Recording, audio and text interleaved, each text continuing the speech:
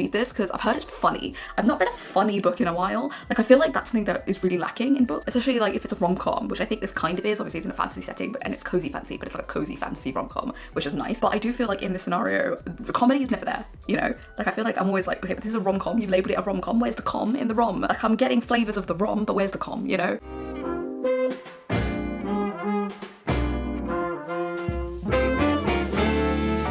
It is now autumn.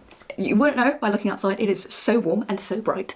I don't understand why there's a heat wave in September, but it's okay. I'm trying to reclaim autumn for myself by reading some cozy fantasy. Cozy fantasy has kind of blown up over like the last year and a half. You know, it's a big thing now. There's loads. And there's a lot of people that actually recommend it now. Like before, yeah, you were dragging up random things to try and find some cozy fantasy. Regardless, I wasn't reading them. I was just putting them on my TBR. But now I've got to a point where I'm like, I've got a lot of recs. It's autumn, so it is time to read the cozy fantasy.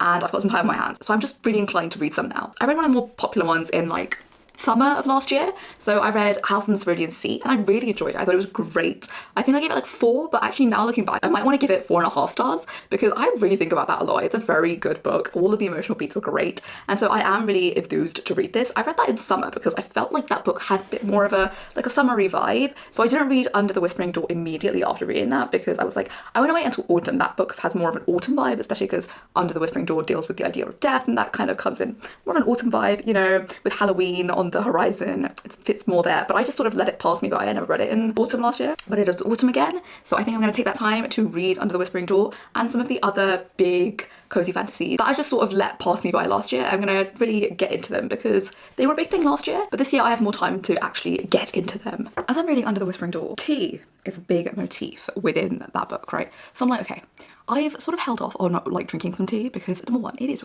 really hot today. Like it's still very hot. It's a bit dimmer. It's a bit more autumny. It's got a good vibe, but it's still really, really hot today because having a heat wave in September. I don't know why. I didn't ask for this. Go away. Like it's like 25 degrees and I'm like, I like 22. You know, that's where I like to do it.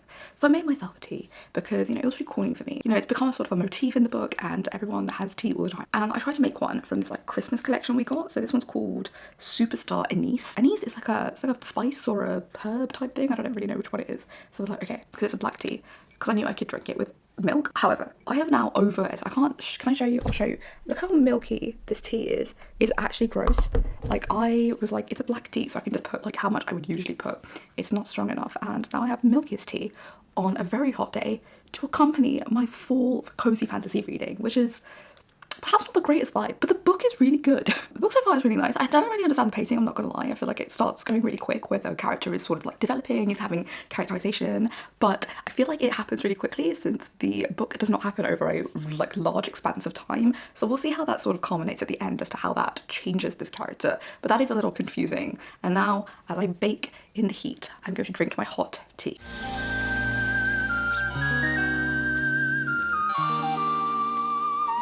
I just finished Under the Whispering Door and I think I still agree with my point on pacing that I said earlier where I felt like it was really fast just because the main character changes, right? That's the whole point. They are meant to have that sort of like Scrooge type transformation. The main character is very Scrooge-esque, very type A, very workaholic, you know, the whole Scrooge 9 yards. However, I do think that they change really quickly. The story isn't very A Christmas Carol where you're meant to change really quickly. You're going through this like massive transformation because you're being told to. It's sort of like a self-learning thing. And therefore I just feel like him changing so quickly felt a little random. Book also tells you sort of like in hindsight how much time has passed. So we do all of this like change and then it tells you it's only been like 4 weeks and you're like, this person has been kind of horrible to all of his staff, he was a horrible husband, and you're like, well, he changed in the course of like 2 weeks, and you're like, okay, maybe not, but it is meant to be fantasy and it is meant to be cozy fantasy, so I'll give it a pass. I'll give it its like realism pass because it was a great story regardless of that. Whilst I think some of the like characterization and like growth and development is a little bit like fast, I do think all of the emotional moments were really heartfelt but also really earned. It felt like we understood why we were getting there. I liked all of the story beats. I think in that regard the book is really good and all of the magic stuff comes together to be quite interesting. Obviously the magic is not as like overt in this story, it's very sort of like death magic, so it's like we're sort of passing on, we don't really understand understand that, and that's like a big thing we sort of talk about. We don't know what's happening, and neither do the magical characters. We just kind of have to take their word for it, and we're okay with that. It's sort of one of those stories where you don't know too much about the world and the magic system, but that's okay because the fantasy element is just as interesting without knowing all of the rules. So I do think this goes into like the Hall of Fame of some of the really recent like death narratives that we've got going on. You know, there was Coco, there was Soul, there's The Good Place, there's Ghosts on the BBC. I find like all of them are new. They're sort of like in the last 10 years, and they're all sort of looking at this idea of like passing on, and I think all of them have very good ideas on it. And I think this book kind of like goes hand in hand with all of them, just because of the fact that all of these don't really have super fixed ideas on what the magic is, but also none of them are really very stressful stories either. So if you did like Coco, Soul, or Ghost, I do think you'll like this book.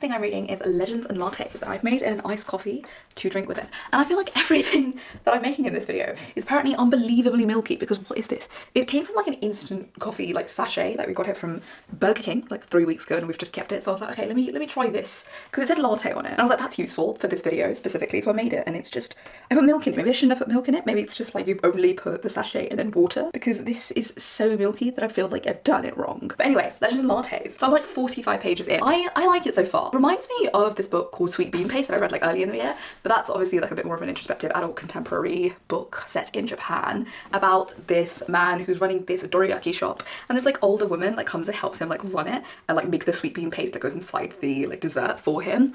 And that reminds me of the main character Viv getting help from like this builder, and he builds the whole like cafe for her. Like she's bought the cafe and he comes in and helps her, and that's sort of like what's happening right now. She gets like straight into building her cafe. I haven't really introduced what this is about. So it's about this woman who wants to build a cafe in this like fantasy world, and she is an orc, and she used to be like a mercenary, and she's given up mercenarism to become a barista. So yeah, I'm excited to see where this goes. It's sweet so far, and I like that she gets straight to it. Like she doesn't dilly-dally around, you know. She's like, we're gonna build this cafe, and the cafe will be built by like 60 pages in, and we're gonna start getting the show on the road. But yeah, I'm intrigued to see where this goes, and hopefully her lattes are much better than the one I intended to make.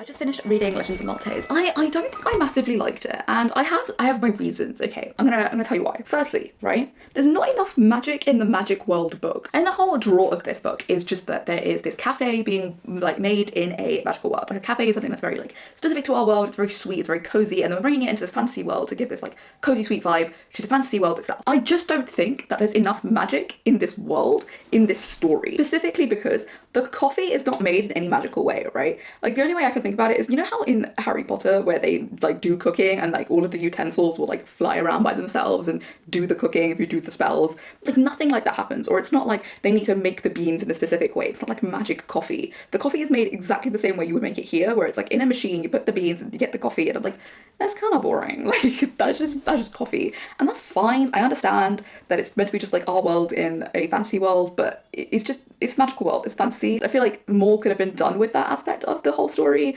It just felt really like whatever to me. It didn't feel as cozy it could have been. I feel like it could have been cozier if they had used like actual sort of like solid magic to actually make the coffee as well, or like the day-to-day running of the cafe, which is not what happens in this story. And second thing is, right, this book is apparently meant to be like a fantasy version of like a Hallmark story. So Hallmarks are like shitty romance movies essentially, right? And I just don't feel like I got that from this story, specifically because I don't understand what the genre of this book is. Like the entire way through I'm like, what is meant to be the genre of this? I don't really understand. And the reason I don't really understand emphasize because Hallmark movies are romance movies. Like, that is the genre that they follow. That's the genre convention that they follow, right? However, this book is not a fantasy because it's no adventure. It's not a contemporary kind of adult fiction vibe because there's no real introspection or anything that we're learning.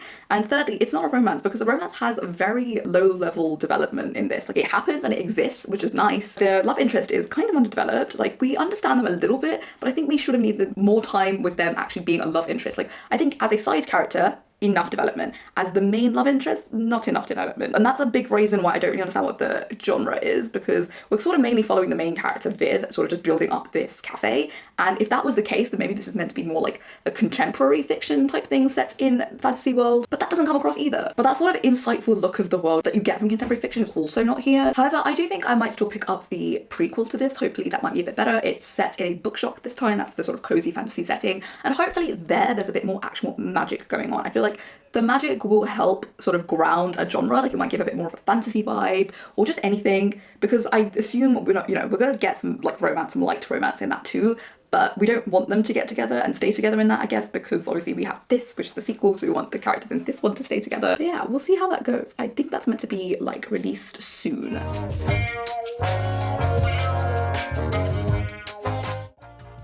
All of the books that I've been reading have some sort of like tea, coffee drinking scene in them, and that's really made me want to drink them. But also, right, I mainly drink coffee these days, and that's mainly for the caffeine of it all. I don't massively love coffee. It's not like a taste thing, it is much more of a caffeine thing. And I'm really affected by it, which is why I drink so much coffee, because like I'm not immune to it at all. Like, it really helps me, and I only really would like one, but it really helps me, right? But that means I don't drink a lot of tea, and I've like essentially stopped drinking a lot of tea. This is like a really small cup. This is not just, my hands aren't just massive. When I'm making tea, especially the last 2 days, I've been adding way too much sugar and way too much milk. Because when I drink coffee, I need loads of sugar and I need loads of milk. Because I drink my coffee quite strong, but I don't want it to taste strong. As in, like, I put a lot of coffee in there, but we don't want it to be showing. But because tea is not like that, tea is much more bearable. When I've been making tea, because all the books have tea in them, I'm like, okay, I'm gonna drink tea now. There's way too much sugar in it, and it's way too milky. This is the second milky ass tea that I've made, which is making me sad as both someone who is South Asian and British. I've really let myself down here. And like, I made myself the tiniest cup as well, so I didn't need that much. Like, my mum went on an absolute tirade and bought loads of Le Creuset during last winter, because her most middle class trait is like buying things for a lower price that she used to have to sell when she worked at Debenhams. She's like, we used to sell Le Creuset at the department store. And I'm like, great, but did we need 17 different cups from Le Creuset just because they were on sale at TK Maxx? Probably not, but now that means I can have small cups. By 8 p.m. probably shouldn't be drinking tea at all, because this is definitely going to keep me up until at least 2:30 now, but I was like, I need to drink tea. The next thing that I read was a graphic novel called Mooncakes, and this follows these two girls who are friends and they're reunited suddenly after one of them gets into a bit of a mess. One of the characters is a witch and the other one is a werewolf, and basically it follows them trying to solve this mess that the werewolf has gotten herself into. It is a queer romance. I didn't know this, okay? This is the second time this has happened to me where I've started reading a queer graphic novel and not realised it, because I've thought that the person on the cover is a man instead of a butch lesbian. Like, I've just like, oh, she's just masked, like she's not actually a man. Wow, I'm like, oh my god, surprise, queerness. Love it. I love being surprised by queerness. I'm like, oh my god, yes. Yes, lesbians. But yeah, this entire story is really sweet. It's very interesting. It's very comforting and cozy. It's a good cozy fantasy. It's also very pretty. Like, I like all of the magic elements and the way that they're drawn. I think the spirits in this book are very pretty. But I will say, one thing I feel about this and the other sapphic romance that I read that was a graphic novel is that they feel really unfinished, or like that they're very short, and they feel more like they're arcs in a bigger story than they do as like a completed story.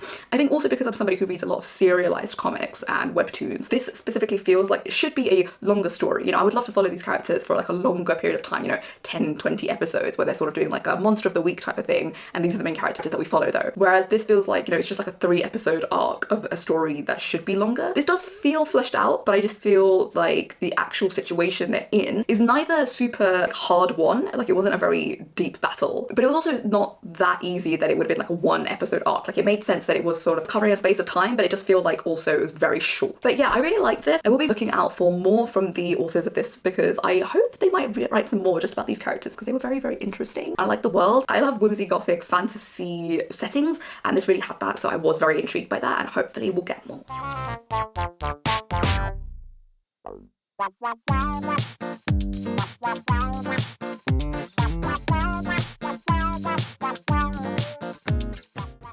So the last book that I'm going to read is Swordheart by T. Kingfisher. This is my first ever T. Kingfisher book. I've heard a lot of good things. I didn't want to read the baking one because that was YA and I don't have the best experiences with YA. So I was like, let me go straight to adult, let's see what's going on. Cozy fantasy, so I thought, let's start with this. This is about a woman who has just inherited her entire like family's money because her uncle has left it all to her, and her family want to marry her off to her like cousin or like step cousin after her husband has already died. So marry her off to like his brother so that they can get the money back all into their own family instead of having to give it up to her. As a result of this, they sort of like lock her into a room, sort of making her have to marry him. They sort of like want to force her into this. And so in the room that they've locked her in, there is this big sword, and she wants to use this sword to sort of like kill herself. She's like, I want to just like not be in this anymore. I don't want to be involved. If I die, my money will go to my nieces and they can use this for like a good dowry so that they can get married to whoever they want instead of having to make like a good match. That's what she wants. So she's going to use this sword to kill herself. And as she unsheaths the sword, there's like a knight that comes out of the sword and he's like, no, you can't kill yourself. I'm now like sworn to protect you. I've got to protect you. You can't kill yourself. Come on, let's just get out of this situation. And so essentially we have to follow their story on how, whether or not she, gets to keep her dowry and the sort of romance that follows between them. I'm excited to read this because I've heard it's funny. I've not read a funny book in a while. Like I feel like that's something that is really lacking in books, especially like if it's a rom-com, which I think this kind of is. Obviously it's in a fantasy setting, and it's cozy fantasy, but it's like a cozy fantasy rom-com, which is nice. But I do feel like in this scenario, the comedy is never there, Like I feel like I'm always like, okay, but this is a rom-com, you've labelled it a rom-com, where's the com in the rom? Like I'm getting flavours of the rom, but where's the com, So I am excited because I've heard it's funny and I want funny. I feel like it's very hard to find funny books. I think the last funny book I read was like the last, probably like Blood of Olympus or something, on like a Percy chapter. Where is the funny in books? I'm now like halfway throughout this book, right? The story is really long. I don't understand why. Like the story is quite simple, but it's really drawn out and it's kind of like, where are we going with this? We've just been doing the same thing for the last like 7-8 chapters where we're on this adventure, we're on like a road trip. We're trying to get questions answered, but it's just been the same thing for so long and I'm like, we could have cut this down in my opinion. Where are the editors? That's what I've got to say from some of the books I've read recently. Where are the editors? Why aren't they cutting stuff out? But also, I don't think this is as funny as I thought it was going to be. Like I think I'm easily amused. I find most mainstream things that a lot of people are like, that's so basic, like I find Friends funny. I find The Office funny. People who are like, I'm so above The Office, I'm so above Friends. I'm like, are you? Like that shit is funny. Like I do actually think it's funny. As much as I like all these like, avant-garde comedies, those are funny. If people are just generally saying it's kind of a funny book, I thought I would also find it funny. I don't. I think this is like a very specific kind of funniness where you've got to be like really kooky and quirky to like it. And I just think it's trying too hard to be funny instead of like actively being funny. I don't know, maybe I don't find books that funny if they're not in first person. Maybe that's the issue or something. So earlier I said something like, I think the book is really long, or like they keep doing the same thing. I feel like I want to add on to that and say this is convoluted. Like the plot is really convoluted and samey for so long. Like we do the same thing for the adventure. Everything goes kind of swimmingly. Nothing bad happens, obviously cozy fantasy, so I'll let them have this. Makes sense, that's exactly what we want from the genre. But then we get to this point where we're just doing the same thing again and again and again. I'm like, enough, like let's have some variation. And then when we get to a point where like, okay, I think the book is done, I am like, the major sort of plot point is over. And I'm like, oh my god, are we gonna have like 100 pages of like fluff? I feel like we never get that. When a book resolves and we're like, oh my god, we've got all this time left. Are we gonna have like fun, cozy fantasy stuff because this is like a cozy fantasy story? No, there was just convoluted plot stuff that happened after the resolving like situation of the main plot. And you're like, okay, I don't know if we needed this, guys. I feel like we could have done without it. But I will say, like, this is a story that's a standalone within a series of books set in the same world. I think I want to read some of the other ones in this world because I think the world is really interesting. There's loads of religions in this and like loads of different people follow different religions. Some of them are a bit more like antagonistic than the others. Some of them are like nice and they're like fighters. Some of them are just like lawyers. I think it's sick. I want to read more in this world. I didn't massively like them when I looked them up on Goodreads, but now that I know a bit more about the world, I'm going to read like the synopsis again and see if I actually want to try them out, because I picked this one because it was the one that I liked the most out of her books. But we'll see. To leave this book on like a positive note, I do think the characters were interesting as much as they were like quirky and a bit annoying at times. I do think the actual overall characterization of both of them is strong and stays consistent throughout. They grow, but in like a good way. Also, they're not like young. He is an immortal character who's not like ancient. Like he's not like 5,000 years old and he's lived 5,000 years because he's been in the sword. He doesn't really age. I read like that too. Like he's an immortal character who can tell you lots of things about like different points in time in history, but he's not old. And so he can be with our main character anyway. But it's okay because it wouldn't have mattered anyway because she's like 36, which is great. I like reading that she was like a bit of an older character. Yeah, it ticks the character boxes for me, even if I don't love how sort of drawn out the plot was.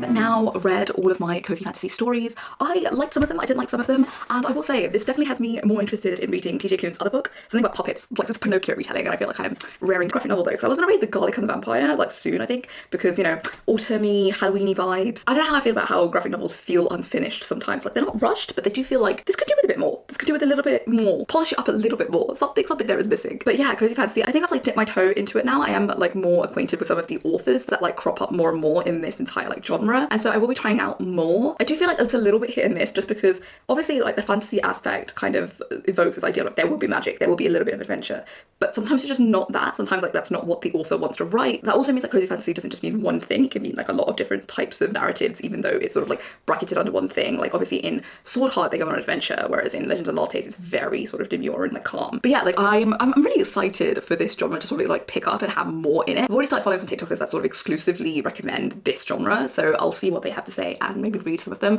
But I do think with the fact that this genre is really small, the ratings on like Goodreads and stuff are not very high, as in there's not that many people rating them, which does have me a little bit more worried. If the only people rating a book are the people who really love the genre, they're going to rate it a little higher, which I'm always a little bit like cautious of. But yeah, I've always loved this sort of idea. Like one of my oldest saved or like reposted Tumblr blogs is this one about some Accio shitpost, which is like an old Harry Potter Tumblr blog. If you've been on Tumblr for a long time, you'll know who they are. And they basically made this one post where it was like, what if it was like an office style documentary about the Ministry of Magic? And I've always been so interested and like intrigued by that idea, and I honestly would still love to see that, you know. Obviously I want someone who's actually good at comedy to write it, because some of these authors aren't. But yeah, like a Ministry of Magic that's funny is essentially the same vibe that a lot of these books have, where they're sort of like fun, low-key, non-committal, but still fantasy. So yeah, I've always had my eye on this genre, and now I've got my ears open for more book recommendations. I've had a good time reading this. Thank you for watching this, and have a great day. Pick up some of these books if you do like them. I specifically really recommend everything that TJ Klune has read. I think he's fast becoming one of my favorite authors. So yeah, have a great day.